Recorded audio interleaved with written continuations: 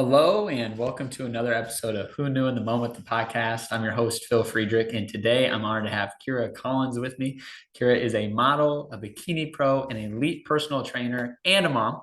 And one of the things that really stood out to me most about her story and where she's at is you have to make yourself uncomfortable to get to the things that you want to be in. And so, Kirra, thanks so much for being here today. Yeah, absolutely.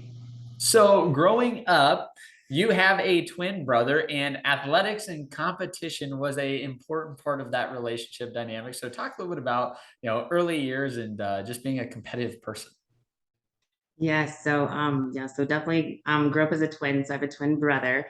A lot of people are surprised by this, but he's way taller than me. So he's like almost 6 foot, and then I'm barely like 5 foot. And then since we literally hit milestones about the same time, I just had like a partner in crime all of the time.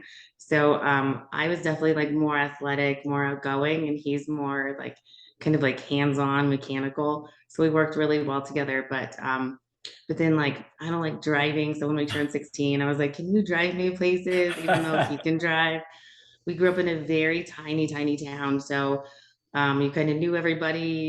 You keep your doors unlocked. Like the closest city was like 3 hours away. So a little tiny country town. So it was really fun because you really know everybody and you know everybody in the community. And so you kind of start like driving at a younger age. And there's like the main athletes kind of the town, kind of you just little things like that. So even at a young age, everyone was like, you were already doing all the sports and you're like the president of the FBA or FBLA and like all that stuff. And Yeah. so it was really great because growing up with a twin, we all were just kind of friends with everybody. I mean, I graduated with like 40 kids Yeah. total. So it was really fun just coming from that small town culture, growing up as a twin, always having a partner in crime and just bouncing ideas off of each other. And then when he went to college and I went to college, we went to different areas. We actually went out to Nebraska, where you're based out of.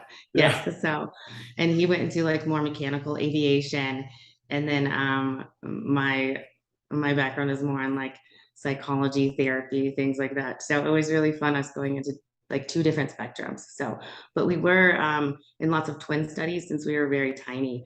So we were 1 pound 9 ounces, 26 weeks Wow. old. Yeah, so very, very premature. And so I had to have quite a few things that I had to overcome.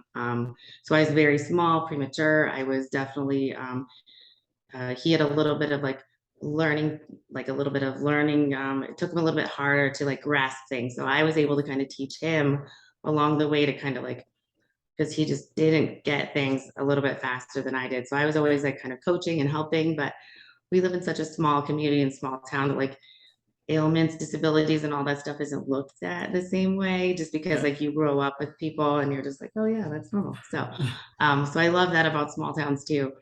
But so I was already like just like nurturing, compassionate, caring, and things like that too. But being premature and just I had to work 10 times harder as Yeah. like my just so much harder than everybody else sometimes. So just trying to catch up.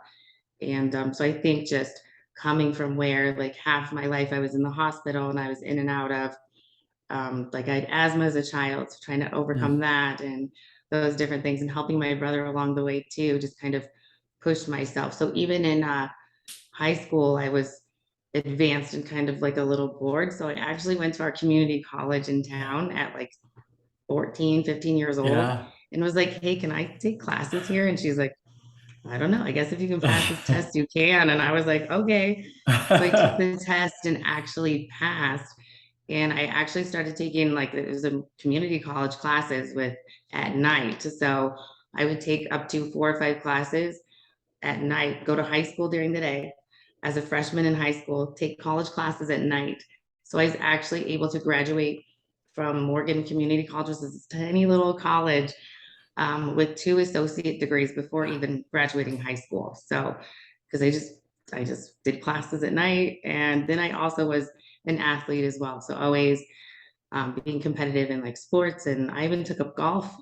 And I'm not even good at golf, but I was like, this seems fun. So Yeah. so those things too. So just when you're in a small town, you're able to, I just was always trying to find that next, like, how can I advance? So I was able to transfer to CU Boulder as a second semester junior, barely 20 years old. Yeah. So I only had like a year and a half, like in an actual university. So it was a lot of fun. So just always giving 110% and always trying to just be successful and be that entrepreneur.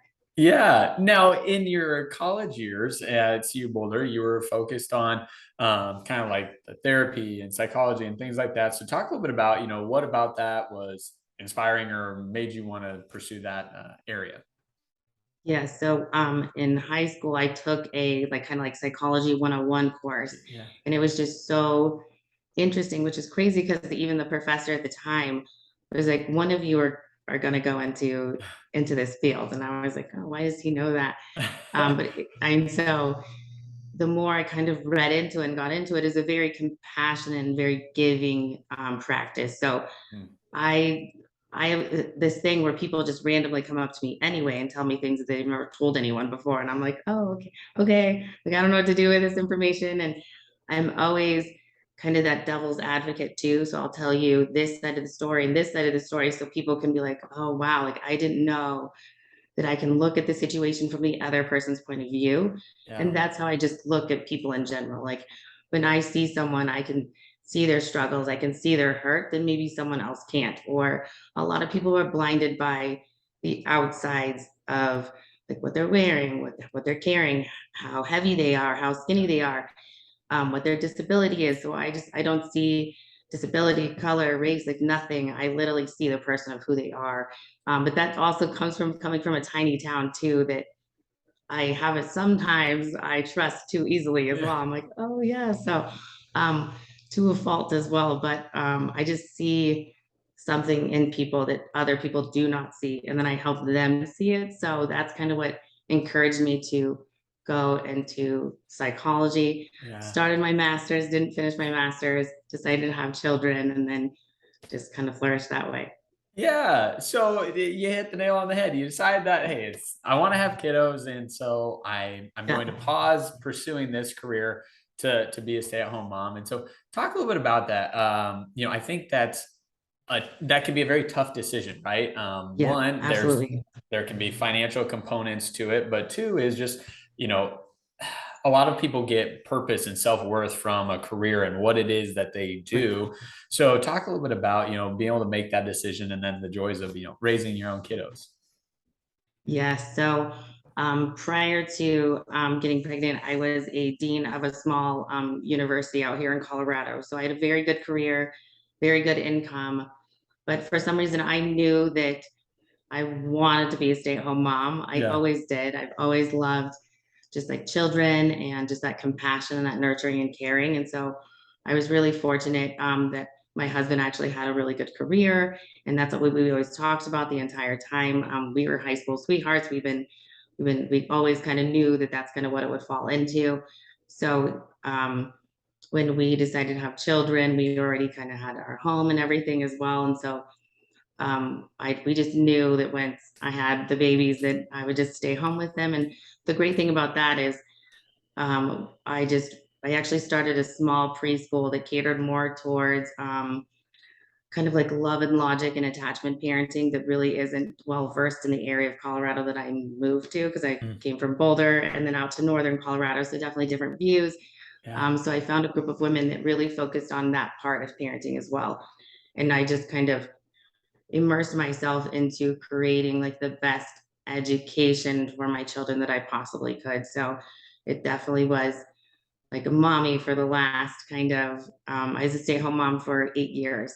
And then I didn't realize once you go back into the career force how hard it is to actually explain to someone that, hey, I did leave this career. Like I chose not to get my PhD.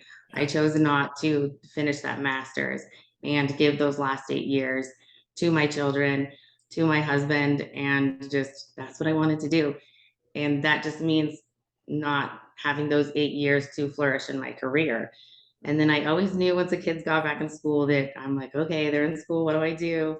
And I'm just very, I love people. I love being around people. That's how I get my energy is Yeah. talking and being around people and just giving them that love for life that sometimes they don't see either. So I was like, man, going back and finishing my master's and then getting that PhD is going to take a lot of time from like myself and school as well too. And so I started on my husband and I did divorce. And so then I was a single mom by myself. So I was like, oh, now I do have to have a career. I was Yeah. able to stay home with him for another 2 years as a single mom. So that was really fun as well, just kind of still enjoying life with them, creating that great um, harmony. And then I started exercising a lot more, which kind of jump started my life into fitness. And so people just kept approaching me and being like, are you a personal trainer? Or like, is there any way I can work with you? And I was like,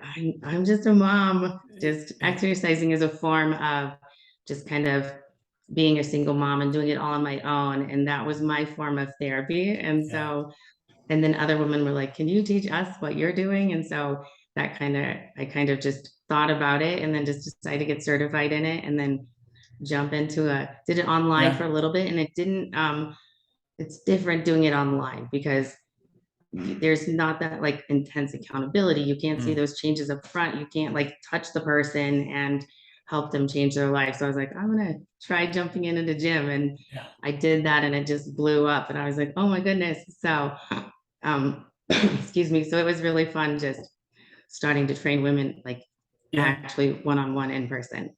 Yeah. So I want to rewind so we can come back to Yeah. this. And Yes, so absolutely. one of the pieces that can be tough, I can only imagine as a mom. I'm not a mother. I'm not even a parent, so Yeah. I don't know this. But you talked about, hey, I have a nurturing spirit. I really like to help people. And oftentimes what can come from that is I put myself on the back burner so I can take care of everyone else. But all of Yes. a sudden, you're 3 months, 4 months, 5 months down the road, and you're super stressed out. Maybe you're having a slight amount of bitterness, right? Or frustration about things because you've been taking care of everyone else, but leaving yourself a little bit neglected. So talk about that for, either if you ever went through that or, anyone that might be going through that. All right, how do I make sure to not only take care of others, but also make sure that I'm doing well also? Yes, which is what I use in like my coaching and my practice now too, because I felt like walking away from a career, making that choice for my family and focusing on my children, I lost myself, my goals, all the things that I like as a young child, I was always going 110%. And then I'm like, oh no, like here I am with two little babies that are like relying on me to help nurture and care for them. A lot of times, us as women and us as moms, we literally put ourselves on the back burner. So we stop exercising. We're literally just eating food off the kids' plates. We're throwing Pop Tarts in the back of the seats, like just anything and everything just to tread water. Yeah. Um, we're we're running a household. We're helping like our husbands with whatever career they have going on, other financial strains because you're going down to one income as well too can also affect people. And then also losing yourself because you have grown a human, then got back to either you lose weight, you haven't lost weight, or you're struggling with weight. That's a lot of women struggle with putting weight on. And then there's so many pressures to like bounce back right after pregnancy. And Yeah. you have to look exactly like you did prior to having kids. Even though mine were like 10-pound children. So they're very big boys. And Yeah. so, and then the stress of now you're a new mom. So potentially friends you had before don't have kids. And so there's that you're kind of weeding through. And so you're like, oh, now I have to make new mom friends and just balancing life. And then a lot of times, us as women, we're the last person. We're like, everyone else is perfect. Everyone's fed, happy. Um, then we forget about ourselves. And so that's kind of where the point I got to, where I was like, I think I saw a picture of myself with one of the boys, and I was like, oh no, like I look unhappy, like everyone else around me is Mm. happy.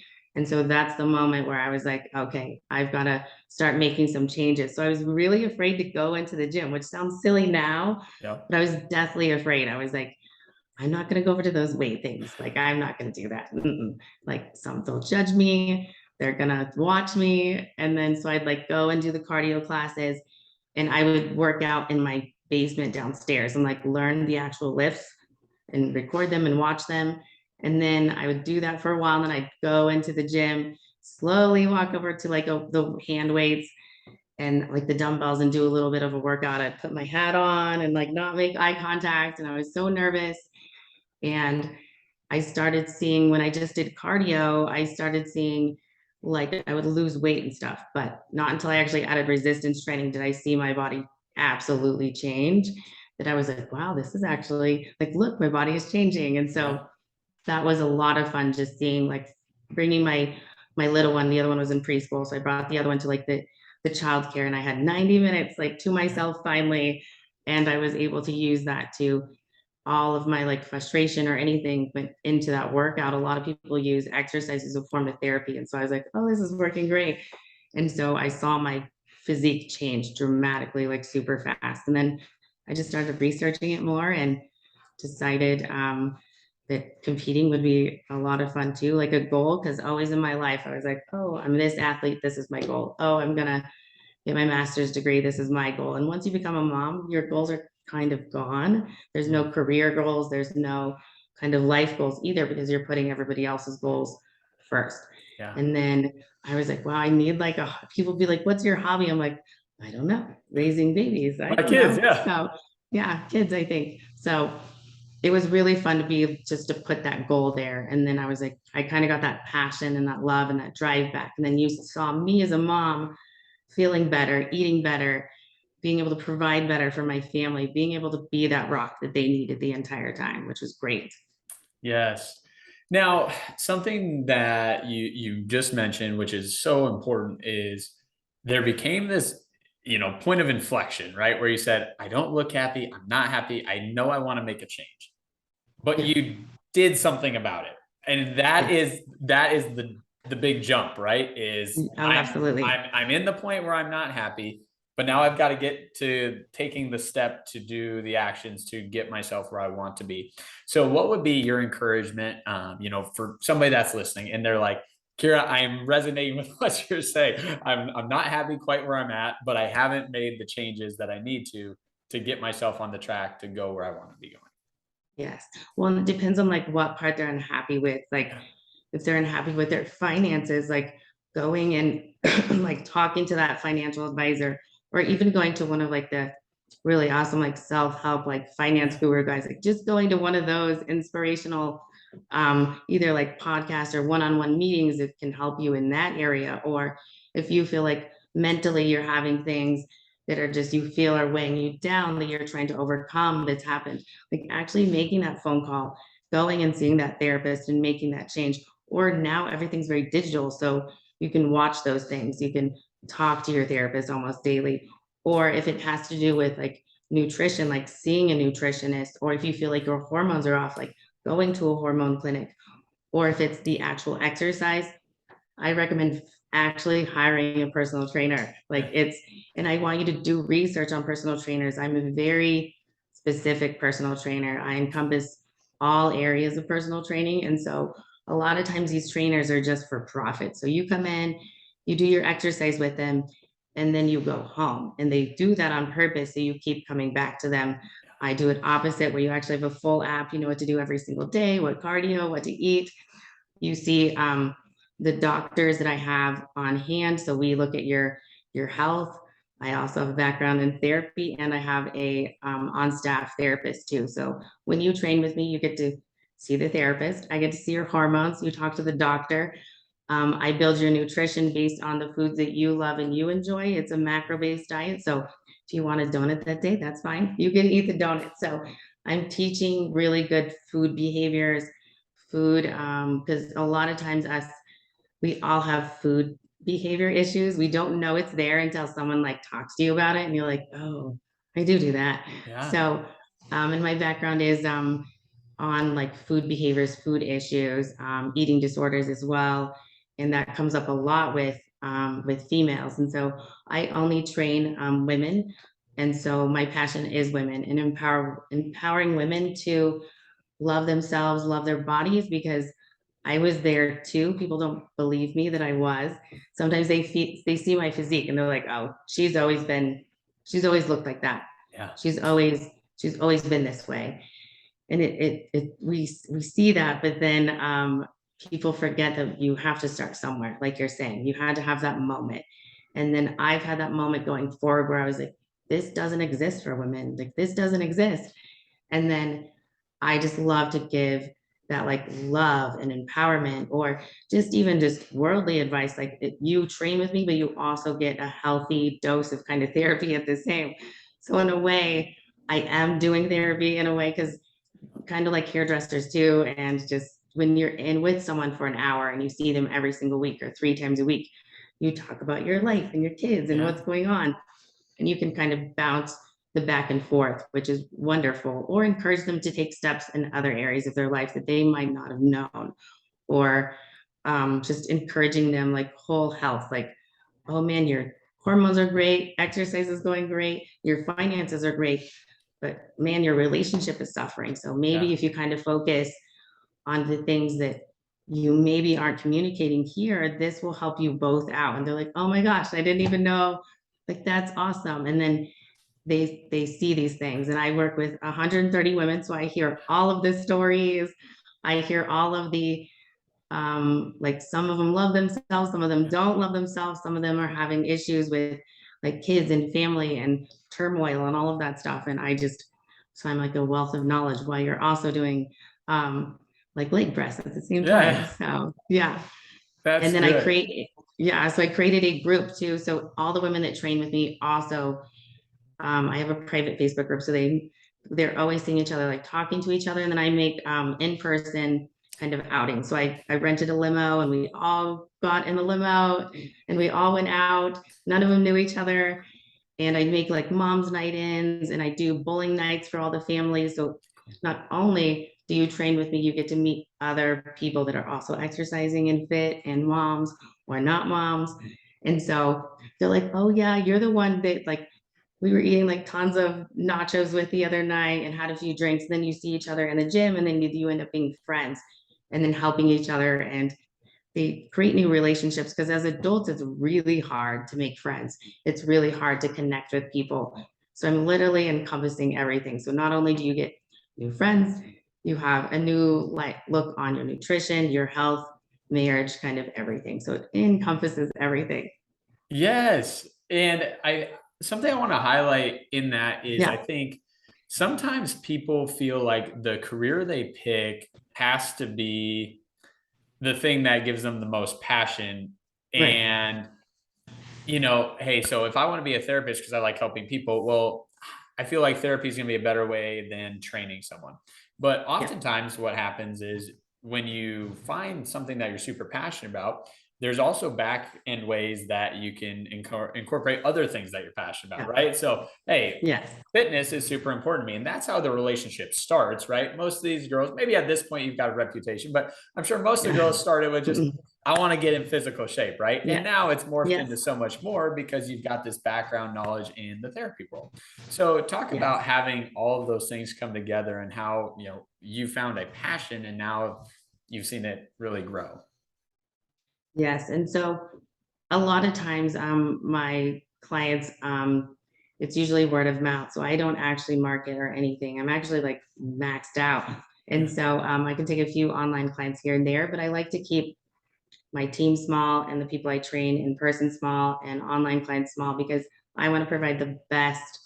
I'm not doing this for money. I'm doing this because I absolutely love every moment of it. Yeah. And so when I get like messages or someone like, I finally fit in the size like 4 jeans and I haven't been in these since like I never. And so the great thing too that I've noticed is working with women who have been very, very overweight, and then they lose 60 to 75 pounds with me or more.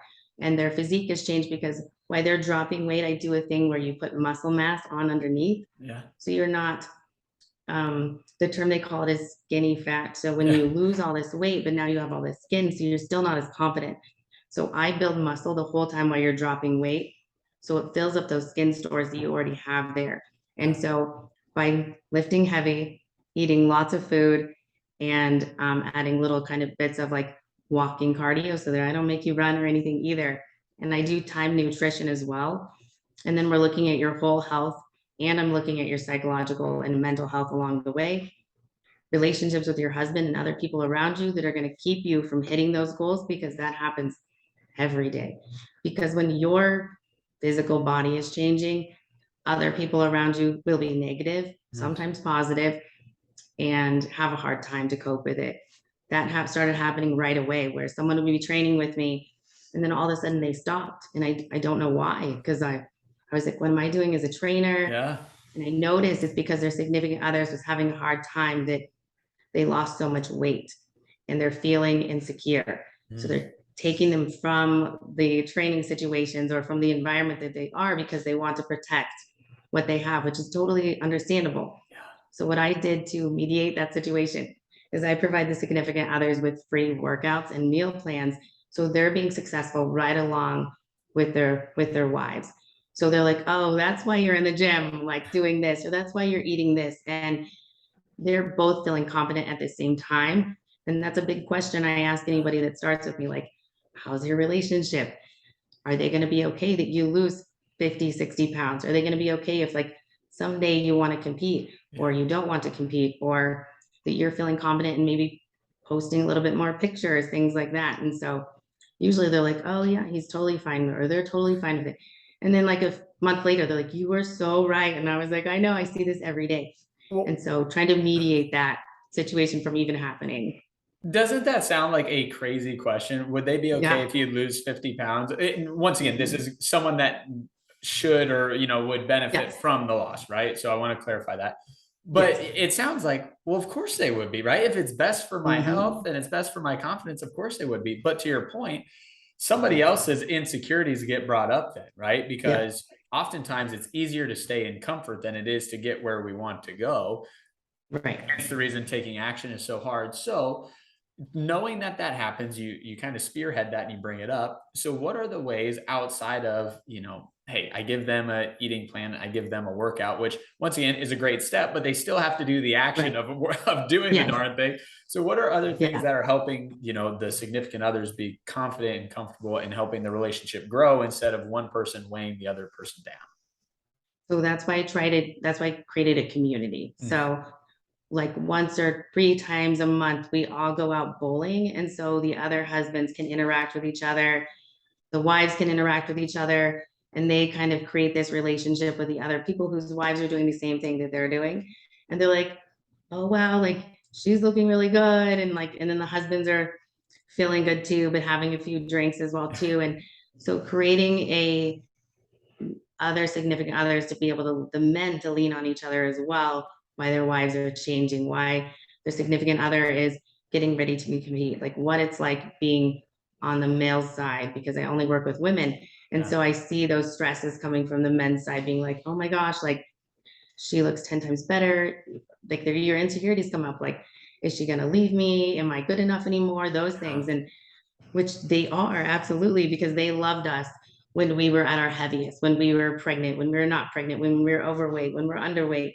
And it's hard for us women to remind them and let them know, like, hey, we love you, we promise. And so having those, like, kind of like group event things, and a lot of them come and stop by my desk and have conversations with me too, because we're all friends now. And Yeah. sometimes I kind of like let them know, like, hey, that selfie that she did, like, you should be proud of her for that. Like, she's not doing that to get attention. She finally feels really good. And so I said, maybe you guys can do selfies together or photo shoot together, things to bring their relationship together and let them know, like, she still loves you, she still cares.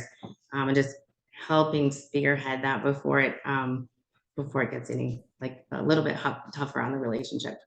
Yeah, well, and I think a point that you made is so powerful, and that is, you would hope that the people closest to you in your life would be the most supportive of some of these Yeah. changes, and oftentimes that's just not the case, right?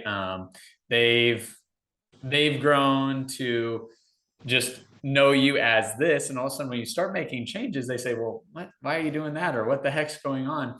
Yes. And you know there are times where that's an okay thing, right? If I'm making a decision or a change that seems to be not good for me, I would hope they'd call me out. But when I'm Oh, making decisions absolutely. that seem to be great for me, you would hope you'd have the support, but that just doesn't always happen. So, talk a little bit about surrounding yourself with like minded people, which obviously you're doing in your group. But how does Yes. someone that is not in the group, right? How do they do that for their circle and make sure that they're surrounded by people that are encouraging them so they can keep in the journey they're on?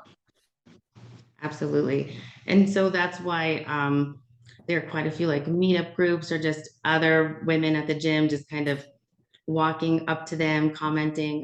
Women are a little bit easier walking up to each other and commenting and kind of making that friendship as well, kind of like little kids as well too. It can be a little intimidating, but if you're both in an intimidating gym, it's a little bit easier to kind of make eye contact and be like, hi.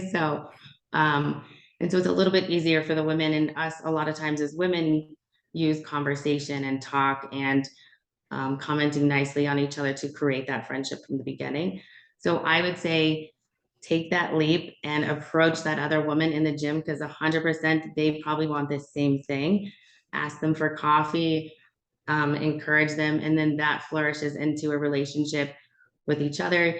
That accountability, like, oh my gosh, come meet me at the gym, and you've created that new friend. Because when I started becoming more into the fitness industry, my group, my world around me imploded. Like I didn't know that it was going to do that. I Yeah. was already a single mom and alone. And then the group of women I had around me, it got more stressed out. So I'm a new single mom. That was a big change, a big stress. I was trying to get healthy and fit. That was a big stress. I'm just trying to navigate. And so everything that I had before disappeared. So I think I lost everything. So I used fitness as a way to surround myself by other women with like-minded values that was okay that they were in the gym a little bit extra, that it wasn't taking away from their family and their children, that they knew they were there for the same reasons I was. So Yeah. then I saw that and I was like, oh, this is great. Like this is awesome. But now I have to tell my athletes and the women that I train is you might lose everything going this way. And it's okay. You can walk away. There's no one's telling you to stay. You can walk away from family. You can walk away from friends. You can walk away from a marriage. You can walk away from whatever you need. This is your life. And it's okay because what you're dealing with right now, it'll just get better. Just sometimes we hold on to things and trying to fix it and fix it and fix it and it won't change. So sometimes you have to open that door, walk away, grit your teeth, and it'll slowly get better.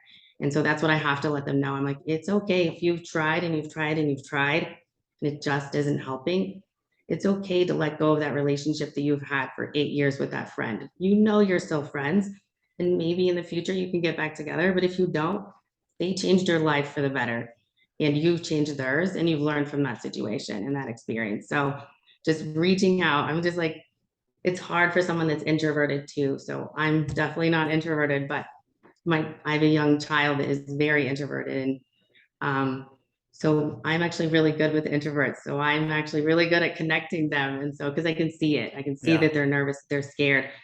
Or I did a really big friend post. Like there are some friends that get hurt by everything, and some friends that they overthink things, and some friends that they pull away. And I'm that friend that's like, oh, you're pulling away. I'm gonna give you your space, but also bring you back. So it can be hard in those situations. So sometimes connecting online is helpful too in an online group first if you're introverted.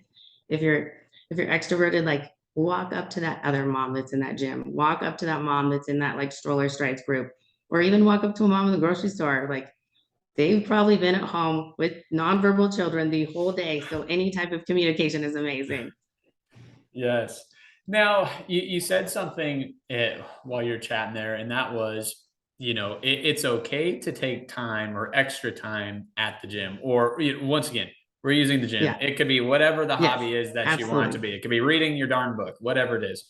Yeah. But I think what I would be thinking or wondering is, all right, if Kira's a nurture by nature and she's been kind of sacrificing herself for a long time, is there a sense of guilt that can come with taking more time for yourself when you've been consistently giving more of the time, or how do you kind of handle that?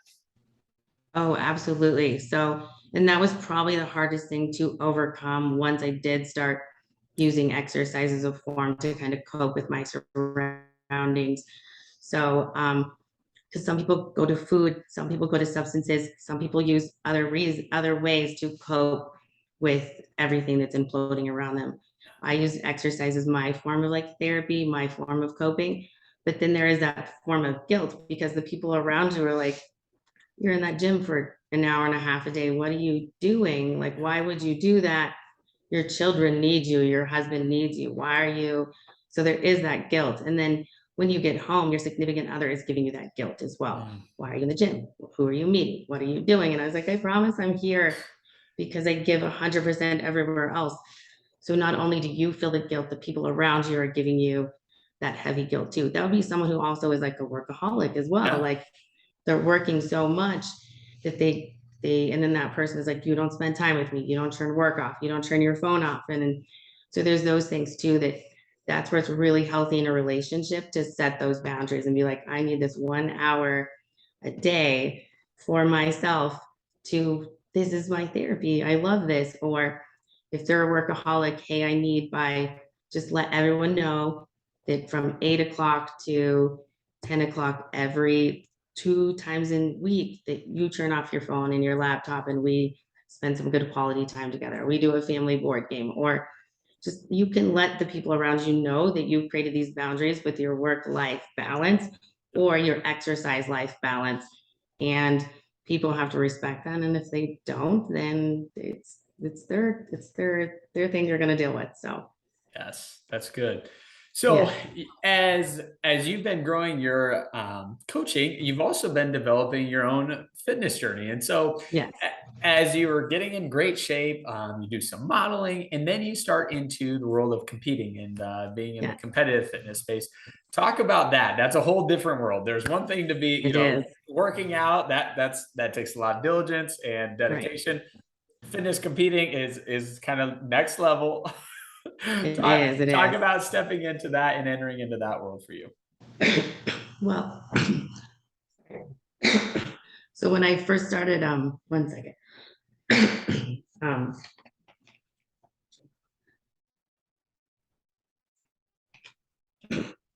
so when I, excuse me, sorry about that.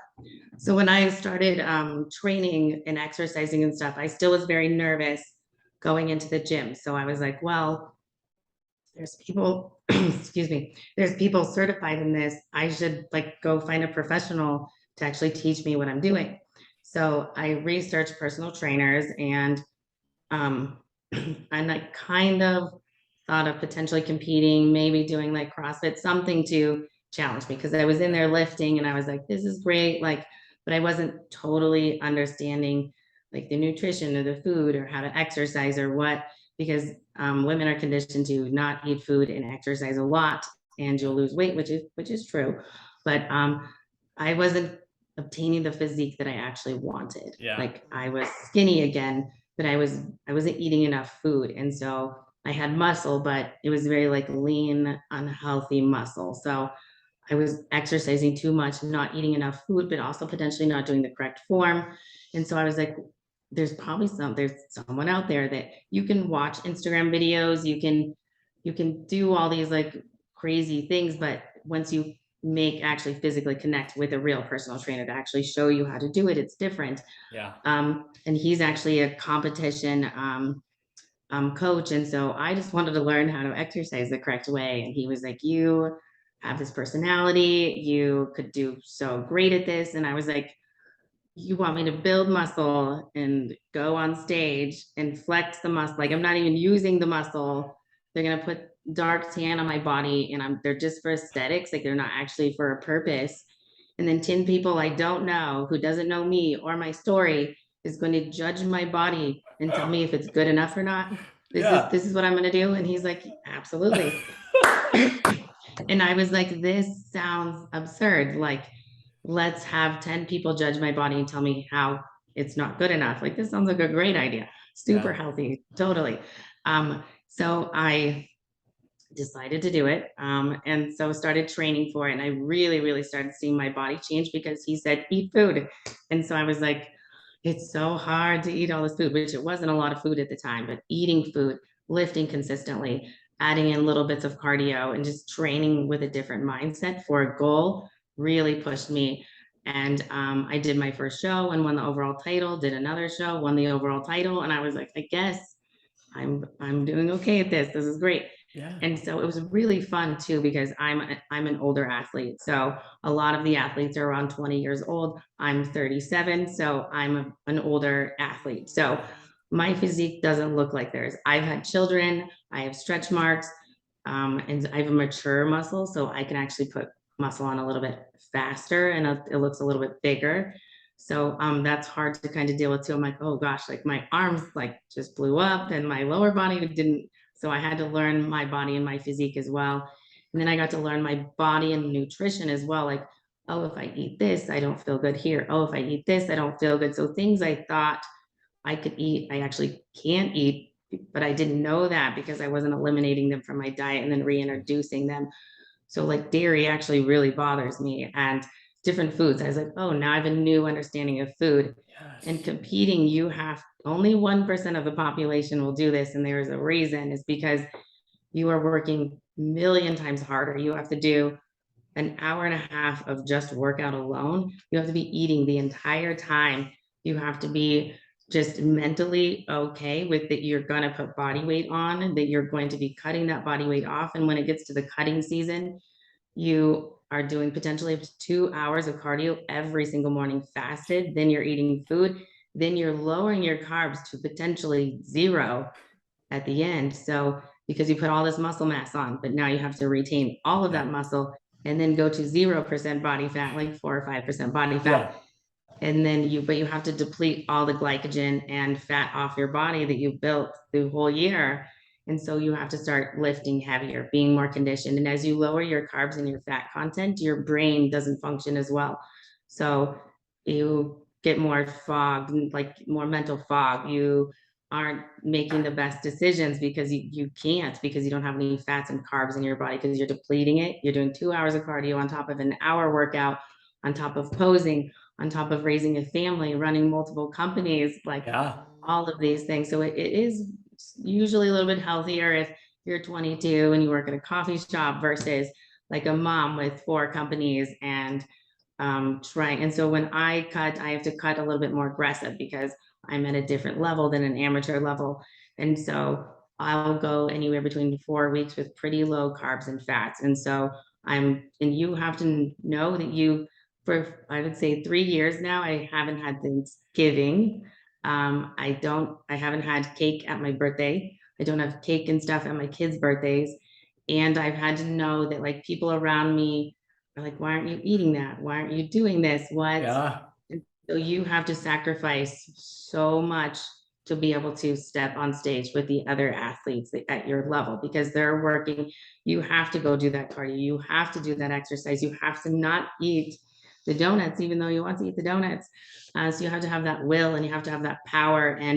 And food is so easy and it's around us everywhere that you can pick it up and eat it whenever you want. And so if you didn't have food behavior issues, you potentially will get those. And I like to tell my athletes too, if you start hoarding food, it's okay. That's a normal behavior. If you start buying food and forcing other people to eat it, that's okay. If you start looking at more pictures of food than you typically ever have before, that's all right. So those go away once you introduce food kind of back in, but you learn your body, you learn your mind, you learn your soul, you just learn things about yourself because you are so controlled and so conditioned, and you have to control your environment the entire time. You actually learn more things about yourself and how strong you truly are, Yes. which is really awesome. Yes. Yes.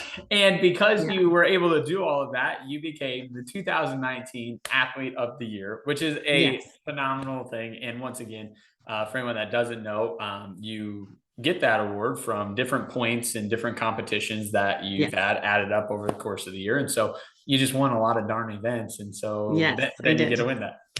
So, Kira, I want to say thanks for sharing your story. Are there any Yeah, other pivotal absolutely. moments that stand out to you that we haven't highlighted that you want to make sure to go over? Um, I don't think so. I think just a pivotal moment was just finally knowing to change from online coaching to in-person coaching. And just, I just want people to know that the little things that you do, even though like, even if it's not on social media, or the things that you post and the things that you're doing and the things that's around you, even if you aren't hearing the feedback from people, you're changing so many people's lives without even noticing it. I have people that randomly comment or come up to me in person and they're just like, please don't stop what you're doing. Like, I'm listening to everything you're saying and doing, and you're so just loving and driven and just empowering other people. Like, I had a 16-year-old young kid ask me to be a speaker at his high school. And I was Cool. like, I didn't even know that you were paying attention. And so that's why you have to just be that humble, amazing person everywhere you go. Like, people approach me all the time, kind of like you say, and they're just like, I can't believe you're talking to me. I'm like, I'm just a small town girl. Like, that's all I am. Like, yay, social media and stuff like that. But I'm literally here for you and my women. I'm a normal person. I'm a normal human being. Like, there's nothing like, those are just fun things that I've done in my life. Truly, I'm just a mom and a friend and and just a personal trainer, and just love connecting with people. And so just know that everything you're doing is either affecting your children or the people around you. And just so give yourself grace and know that even if you're not getting the feedback that you're wanting, you're literally changing so many people's lives around you just by smiling at them, just by that one tiny little comment that you did. So I just, people should be more humbled and be grateful for the things that they have and where they've come from, and stop reaching for all these other things. If you just enjoy life in the moment and be amazing and sweet and open your heart to the people around you, that's when you'll see all of that kind of unfold. I love it. Well, Kira, thanks again for sharing your story. Excited to Yes. watch you and continue to see what you're going to do. And, as you continue to grow the business and your own personal journey, we'll have to have you back on and highlight what's changed since then. Perfect. Awesome. Thank you so much.